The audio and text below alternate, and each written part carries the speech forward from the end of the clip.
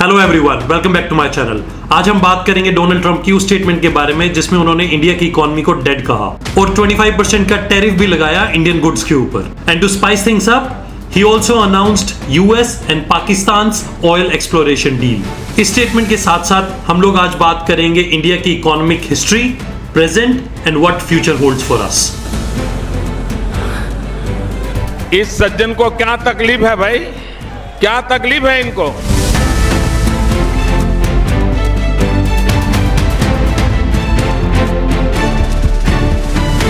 So let's start things up with a bombshell statement। Trump की जो frustration है India से टैरिफ्स को लेके वो बहुत सालों से है। आपको याद होगा ट्रंप की 2018 की statement when he called India tariff king and now in his second term he is trying to put pressure on India. उन्होंने कहा इंडिया के ट्रेड बैरियर्स बहुत ज्यादा डिमांडिंग और ऑब्नॉक्शियस हैं और 25% का टैरिफ भी लगाया गुड्स के ऊपर और पेनल्टी भी रशिया के साथ ट्रेड डील्स में रहने के लिए। In his defence, it is part of America first push।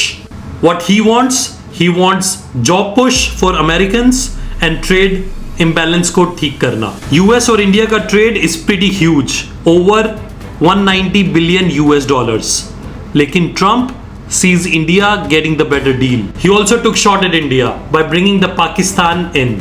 So the question arises, how does Pakistan jumps in between US and India trade deal? Yes, this is how Trump is trying to put pressure on India, Pakistan को बीच में लाके, because Trump को अच्छे से पता है India और पाकिस्तान के रिलेशंस अच्छे नहीं है। अगर यूएस और पाकिस्तान डील करेंगे, डोनाल्ड ट्रंप को अच्छे से पता है इंडिया को प्रॉब्लम जरूर होगी। तो इसी वजह से ही announced Pakistan and US's oil deal. Pakistan के पास ऑयल और गैस है, mostly in Balochistan, but nothing world changing yet. What Trump is doing right now, he's just hyping things up, nothing more than that। It's just mind games that Trump is playing right now। अगर उन्हें लगता है अगर India हमारी side नहीं आ रहा तो India का नेबर पाकिस्तान को अपनी साइड कर लो। What do you guys think? Is it just a tough talk or real shift? Let me know in the comment section। अगर इस चीज को गौर से देखा जाए तो it's not about economics, it's about geopolitics। India Russia से ऑयल बाय करता है at a cheaper price, but what US wants India to ditch Russia, but in my opinion, I don't think so this is going to happen। India is never ditching Russia। Now let's jump into the historical background of India's economy। आखिर हमारी economy इतनी बड़ी बनी कैसे? Because if it's really dead, we need to see where it's been। ये story है grit, reinvention और resilience की, and a lot of ups and downs की। Picture this, it's August 15, 1947 and India is finally free after 200 years of British colonial rule।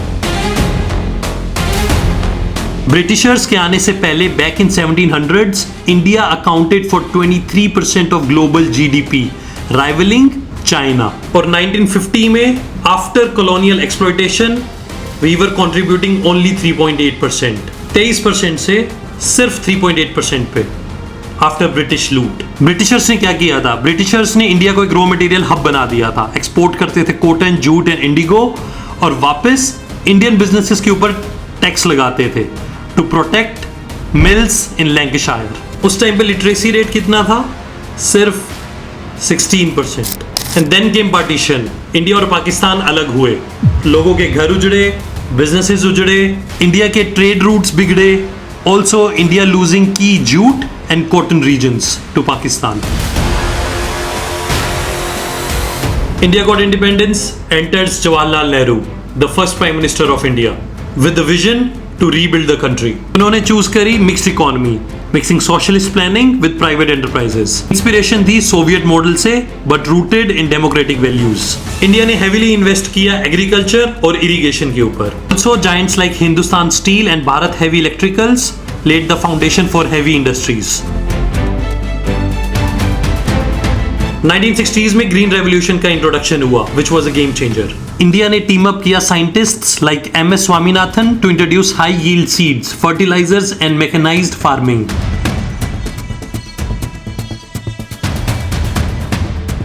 Punjab और हरियाणा बने India के bread basket और wheat output जो 6 million था 1950 में बढ़कर 23 मिलियन टन हो गया 1971 में, जिसकी वजह से हम सेल्फ सफिशिएंट हो गए खाने के मामले में। राइस प्रोडक्शन भी डबल हो गई और 1980s में हम लोग राइस को एक्सपोर्ट भी करने लग गए थे।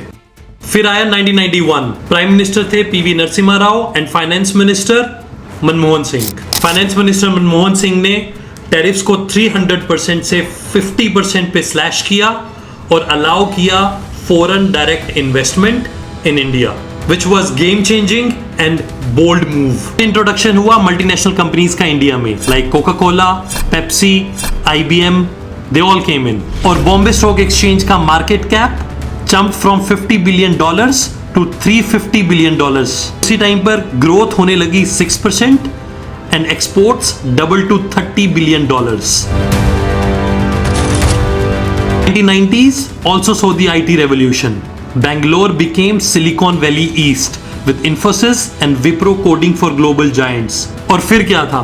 मिडिल क्लास के पास पैसा आने लगा और डिमांड बढ़ी गाड़ियों की, फोन्स की और टेलीविजन्स की। और फिर 2000s में under the leadership of Atal Bihari Vajpayee villages को कनेक्ट किया गया बड़ी सिटीज के साथ via the 10 billion golden quadrilateral highway, cutting transport times by 20%। और फिर 2008 के फाइनेंशियल क्राइसिस ने डेंट किया एक्सपोर्ट्स को, लेकिन इंडिया का स्ट्रॉन्ग डोमेस्टिक डिमांड और बैंकिंग रूल्स लिमिटेड डैमेज। फिर आया 2014 under the leadership of prime minister Narendra Modi, we double down the infrastructure. और फिर by 2023 growth hit 8.2% and the economy reached $3.7 trillion. From colonial ashes to global powerhouse, India's economy screams resilience. Forget about death. And now let's move on to current situation of India's economy. Now first, let's dive into the good stuff because there is plenty to celebrate. According to IMF and World Bank, India's economy has outpaced US, China and Europe's. India की growth इतनी ज़्यादा क्यों हुई?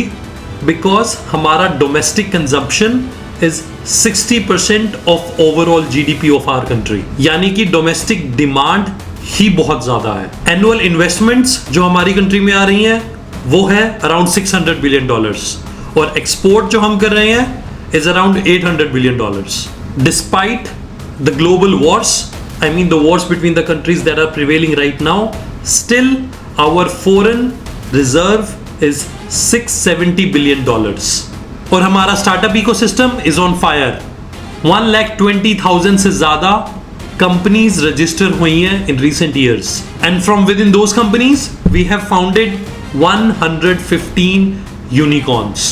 Venture capitalists ने invest किया है more than $25 billion last year, with Silicon Valley and Indian funds betting big on AI, fintech and health tech. Bangalore, Hyderabad, Pune, they hold R&D hub for Google, Amazon and Microsoft, having employees more than 50 lakh. Also, manufacturing is booming under Make in India. Giants like Apple, they have moved their manufacturing base in India.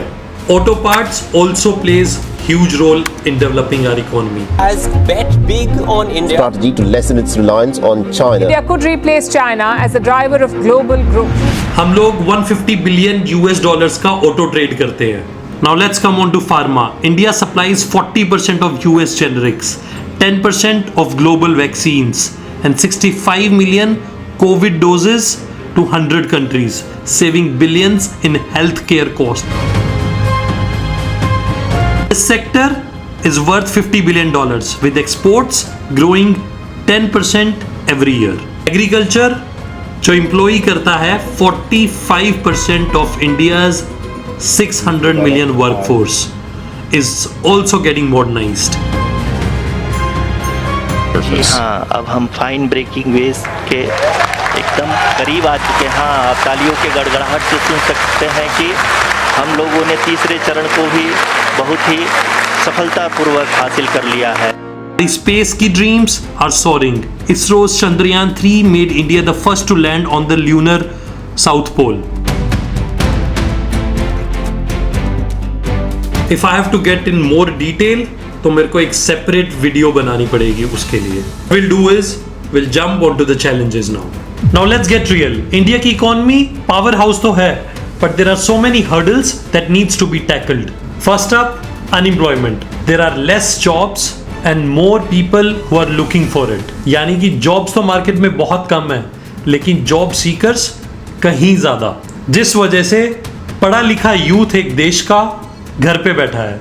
Second, inequality. हमारे देश में 200 billionaires, 20 crore लोग जो below poverty line है उनके साथ रहते हैं।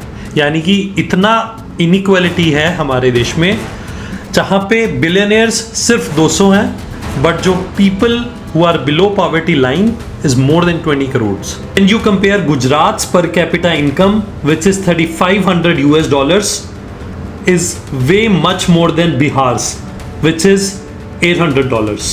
Per capita income होती है the average income earned per person in a specific area, typically calculated by dividing the total income of that area by the population. Then comes corruption, जो कम तो हुआ है लेकिन स्टिल हमारी रूट्स में है, उसको निकालना बहुत मुश्किल है। डिजिटल गवर्नेंस की वजह से ब्राइब्स में कमी तो हुई है, बट स्मॉल ऑफिसेज यानी कि लोकल ऑफिसेज में अभी भी है। डीमोनेटाइजेशन इन 2016 स्लैश्ड कैश बेस्ड ट्रांजैक्शन, और लॉकडाउन के अंदर स्मॉल वेंडर्स को खत्म ही कर दिया था almost. Medium to small businesses in the year 2020 यानी कि कोविड के दौरान saw 20% of them shutting down. Despite इन कमियों की वजह से resilience इंडिया के DNA में है। Now we will move on with US and Pakistan's oil deal and geopolitics.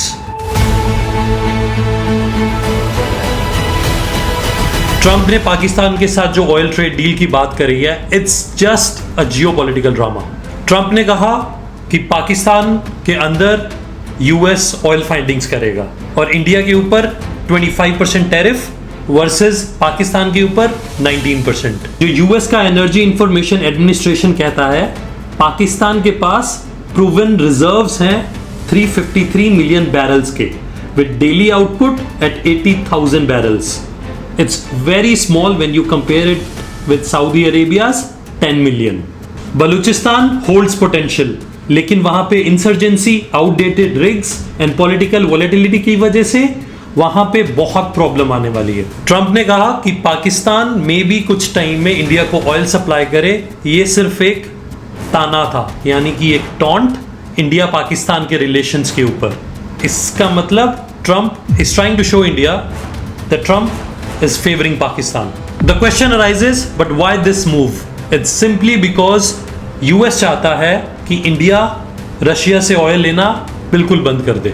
Experts की माने तो वहां पर कोई मैसिव रिजर्व नहीं है, बिकॉज पहले भी वहां पर एक्सप्लोरेशन हुई है और कोई अच्छा रिजल्ट नहीं आया। Now let's wrap up the whole video into the conclusion. India की इकोनॉमी अलाइव है और बहुत थ्राइव कर रही है। ट्रंप का dead label is overblown for trade leverage. Pakistan का ऑयल्टीज, it's all geopolitics. From colonial struggle to 3.7 trillion powerhouse with vibrant highs and fixable lows, India की स्टोरी प्रोग्रेस की तरफ है।